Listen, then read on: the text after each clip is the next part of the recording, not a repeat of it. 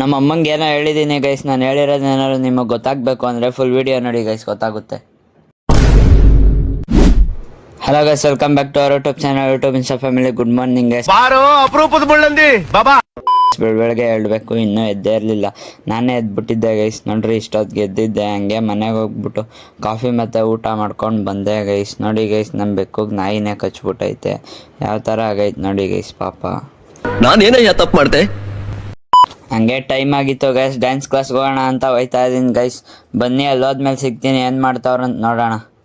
ನೋಡಿ ಗೈಸ್, ನಾನು ಬರ್ತೀನಿ ಅಂತ ಹೂವು ಎಲ್ಲ ಹಾಕ್ಬಿಟ್ಟವ್ರೆ. ಸುಮ್ಮನೆ ಹೇಳ್ದೆ, ಯಾರೋ ಬಂದಿದ್ರು ಅದನ್ನ ಹಾಕಿದ್ರು.